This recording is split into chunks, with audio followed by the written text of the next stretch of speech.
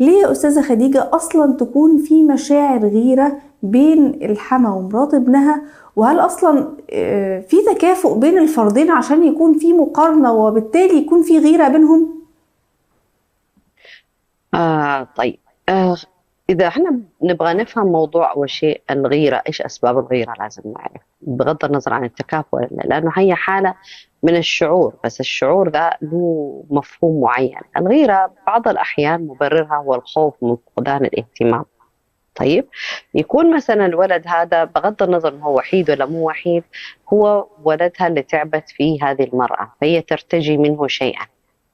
فاليوم عندها خوف انه جانب الاهتمام اللي قاعد يعطيها اياه ولدها والحب والرعاية لأمه ينتقل لامرأة أخرى.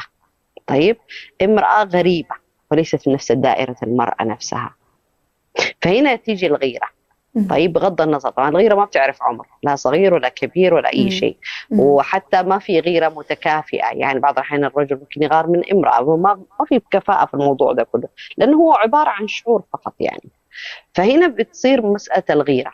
زد على ذلك احنا قلنا في موضوع الحموات وزوجات الأبناء أساسا في مفاهيم خاطئة داخلة في الموضوع. مم. فإذا دخلت الغيرة مع هذه المفاهيم الخاطئة زادت الطين بلته. طيب، حتى زوجة الولد كمان عندها غيرة تجاه حماتها، لأنه إذا الولد شوية بار ومحسن لأمه هي تحس إنه كيف يعني يهتم فيها زيادة، المفروض أنا يهتم فيني. ما بتقول مثلا طب ما هي أمه وربته وحقها عليه وما في مم. مشكلة، ما بتقول زي كذا يعني. كمان عندنا احنا من جانب الزوجة كمان في غيرة تصير يعني.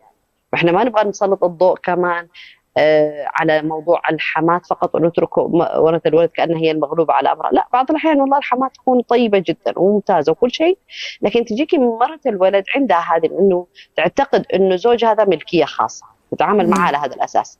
فغير مم. مسموح له إنه يحسن بأمه وأخواته ولا أهله مثلا، ولا ينتبه لهم ولا يقسم لهم ولا يعطيهم لا من وقته ولا من مال، لا كله لازم يكون لها. مم. فهم تمام جدا. نفسهم الفئتين يعني. والمفروض انهم مو كذا يعني. احنا قلنا مسألة هي قائمة على حدود وحقوق، كل واحد لازم يأخذ يعني حقه ويعرف حده الذي يجب أن يقف عنده. بهذه الكيفية تمام. احنا بنعيش مع بعضنا البعض. أما الفوضى هذه كل واحد يتعامل إنه الأم تتعامل مع ولدها إنه ملكية خاصة، لا، هذه مم. بنت الناس اللي جات ما لها شيء خلاص، كأنها حتى مستوى الخدامة ما وصلت. عرفتي؟ بالظبط. ما وصلت حد المستوى كمان. بالظبط.